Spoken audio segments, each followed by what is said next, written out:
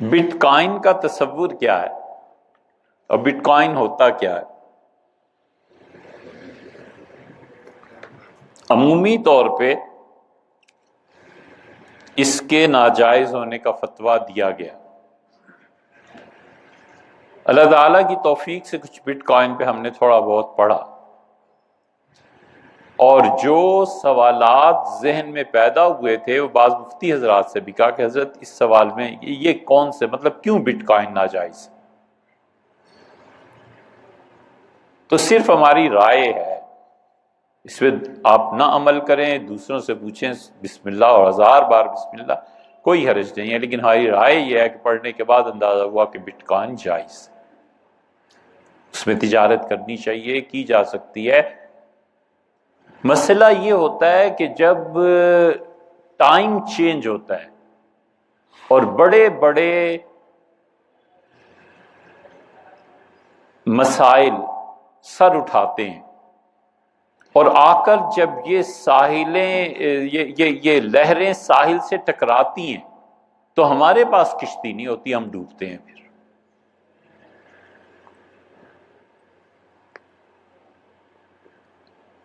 پچھلی 1 صدی کے لیے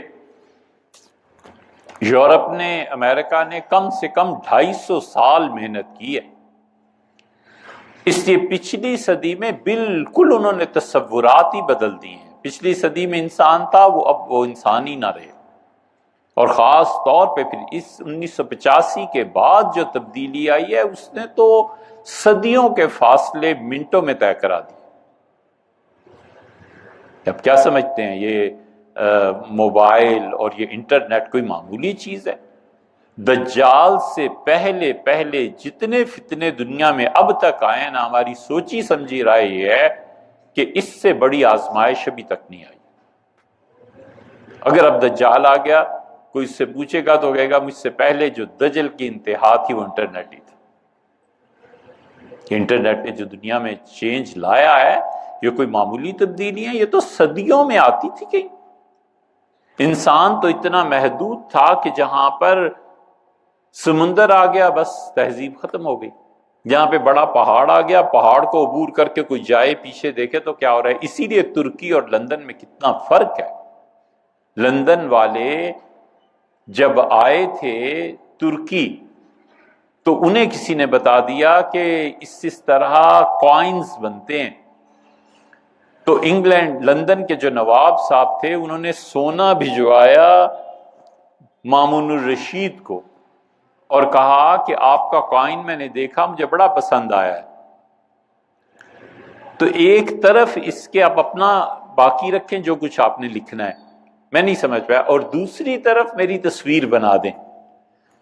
تو بغداد کے ٹکسال سے ایسے سکے جاری ہوئے جس میں ایک طرف لندن کے نواب صاحب کی تصویر تھی اور دوسری طرف لا الہ الا اللہ محمد رسول اللہ لکھا ہوا تھا۔ اس لیے کہ تہذیب نے ترقی کی۔ وہاں سے ایک لڑکا چلا ہے اور اس نے آ کے ابو علی سینا سے پڑھا ہے۔ ابو علی سینا کوئی معمولی آدمی تھا، سب سے پہلا آدمی ابو علی سینا، اور دوسرا آدمی شیخ الاشراق شہاب الدین سہروردی مقتول، اور تیسرا آدمی ملا صدرہ۔ یہ اقبال ہی تھے یار جو ان پہ تنقید کر سکتے تھے۔ علامہ کو اللہ نے اتنا علم دیا تھا، علامہ کی فکری گہری نہیں تھی، مطالعہ بھی بڑا وسیع تھا۔ آپ ان کی 4 جلدوں میں اب کتاب چھپی، ان کے خطوط چھپے، آپ پڑھیں آپ کو پتہ چلے گا کہ علامہ اقبال نے کن کن کتابوں کو پڑھا تھا۔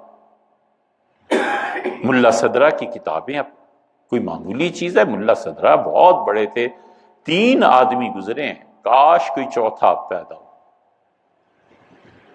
کاش کوئی چوتھا پیدا ہو، اس دنیا کے مسائل حل کرے۔ اتنے بڑے یہ 3 آدمی ہیں۔ لندن سے ایک لڑکا چلا، اس نے کہا علاج سیکھتا ہوں، ابو علی سینا کے پاس گیا اور ابو علی سینا سے اس نے پڑھا، اور پھر لندن جا کر اس نے انگریزوں کو پڑھایا کہ ارے طب تو یہ ہوتا ہے، بیماریوں کا علاج ایسے ہوتا ہے۔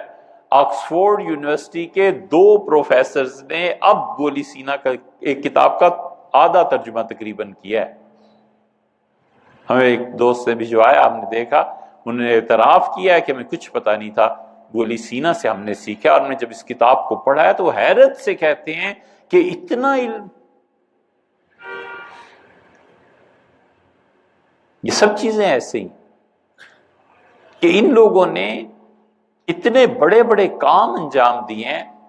تو جتنی بھی یورپ سے اٹھنے والی پچھلی 3 صدیوں میں چیلنجز ہے نا، یہ لہروں کی طرح آ کر ٹکرائے ہیں اسلام سے، اسلام تو نہیں، مسلمانوں سے، اور ہم اس کا جواب نہیں دے سکے، ہمارے پاس کشتی نہیں تھی۔ ٹیلی ویژن آیا، ہمارے ہاں کیا تھا، حرام ہے، ناجائز ہے، جو رکھے اس کے پیچھے نماز نہیں ہوتی، یہ ہو گیا وہ گیا۔ اے حضرت اب آ گیا، اب اس کو کچھ کرنا ہے کہ نہیں کرنا؟ آپ دیتے رہے فتوے حرام ہے اور ناجائز ہے، لیکن اس کے کوئی پازیٹیو یوز؟ اب کیا پازیٹیو یوز ہوا؟ 150 سال کے فتووں نے بالکل کچھ نہیں کیا، راستہ نہیں روک سکے، اور ٹی وی ہر گھر میں آ کے رہا۔ ہم پہلے اس کا کوئی پازیٹیو حل نکال لیتے تو پھر کیا تھا؟ حرام ہے کہ بالکل یہ موبائل نہیں رکھنا، اچھا صاحب بالکل ٹھیک، ہم یہ بھی تو کہہ سکتے ہیں کہ بیٹے تعلیم کے وقت میں نہیں رکھنا، بالکل غلط ہے، آپ تعلیم کے دور سے گزر رہے ہیں۔ اب علی الاطلاق جب اسے حرام کہتے ہیں تو جو بیچتا ہے اس کی کمائی کا کیا ہوگا؟ فتوے کی امپلیمنٹیشنز جہاں جہاں ہو رہی ہوتی ہیں نا، مفتی کے لیے فرض ہے کہ اس کو سامنے رکھے کہ میرے اس فتوے سے معاشرے میں تبدیلی کیا آئے گی، اچھی یا بری۔ یورپ سے تھوڑی چیزیں آئیں، فرانس نے پابندی لگا دی کہ دنیا میں کسی عورت کو باندی نہیں بنایا جائے گا۔ بالکل ٹھیک ہے جناب، اس کا آلٹرنیٹ آپ نے سوچا ہے کہ کیا ہوگا؟ باندیاں نہیں ہوں گی تو یہ جو 16-18 سال سے لے کے 60 سال کی عمر ہے تقریباً، اس سارے عرصے میں باندیاں بھی نہیں ہوں گی، اور بیوی ویسے ہی نفرت کرنے لگے گی یا وہ اس عمل سے گریز کرے گی، تو اس کا نتیجہ آپ نے حل کیا دیا ہے یار؟ حل بتاؤ نا۔ یہ چیلنجز ہیں جو اس معاشرے نے دیے، اور ان چیلنجز کا مقابلہ نہیں کر سکتے۔ علامہ اقبال نے ایک شعر میں پورے فلسفے کی بات کیا، انہوں نے کہا طرز کہن پہ اڑنا، آئین نو سے ڈرنا، منزل یہی کٹھن ہے قوموں کی زندگی میں۔ یہاں پہنچ کے مجتہدانہ بصیرت کی ضرورت پیش آتی ہے۔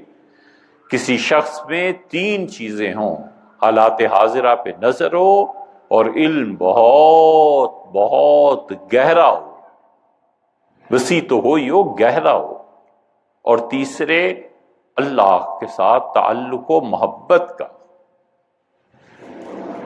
خدا نہ دیکھنے کے باوجود اس پہ اللہ کی محبت غالب رہے۔ یہ 3 چیزیں کسی انسان میں ہوں، وہ یہ کام کر سکتا ہے۔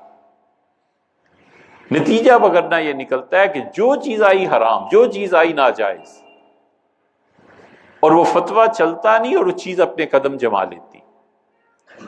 بس آخری بات اس سلسلے میں، یہ جو بٹ کوائن کے آپ کر رہے ہیں، ہم نے جب سے پڑھا تو ہمیں اندازہ ہوا کہ یہ جائز ہے نہیں، اس کی مخالفت ایسے ہونی چاہیے، حل نکالنا چاہیے۔ اس میں اگرچہ بعض سودی مسائل پیش آتے ہیں، لیکن ان سودی مسائل کو اب حل کون کرے؟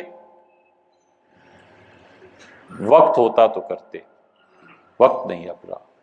وقت ہوتا کہ 20 سال پہلے یہ مسئلہ ہوتا تو ہم اس پہ ضرور بات کرتے، لیکن اب وقت نہیں رہا، پتہ نہیں کب دنیا سے جائیں۔ یہ جب نوٹ آیا ہے نا، اس وقت یہ کیفیت آ گئی تھی، کیونکہ مسلمان ہندو سب عادی تھے سونے چاندی کے سکوں کے۔ قلعہ معلیٰ دہلی میں ٹکسال لگی ہوئی تھی سکوں کی، سکے چلتے تھے ہمیشہ۔ نوٹ کس نے دیکھا تھا؟ جب نوٹ آیا تو اس وقت علماء میں مصیبت، انہوں نے کہا جی نوٹ حرام ہے، جائز ہی نہیں ہے، اس لیے کہ سکہ اس میں وزن ہے، نوٹ میں کیا وزن ہے؟ اور نوٹ کینسل کر دیں تو آپ کی رقم گئی۔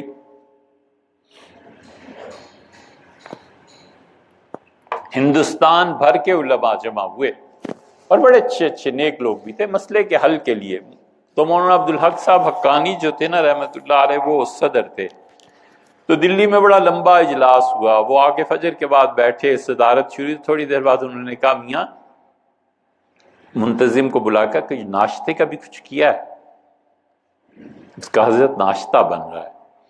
تو جو تقریر کر رہے تھے بہت ہی گرم مزاج کے تھے، انہوں نے کہا افسوس ہے آپ جیسا علامہ اور صدارت کرے اور پھر آپ پوچھتے ہیں ناشتے کا کیا ہوا ہے، آپ کو پتہ نہیں ہم قومی مسائل پہ بحث کریں. ان کا مول صاحب غلطی ہوگی، ہم سے ناراض نہ جاری رکھیے.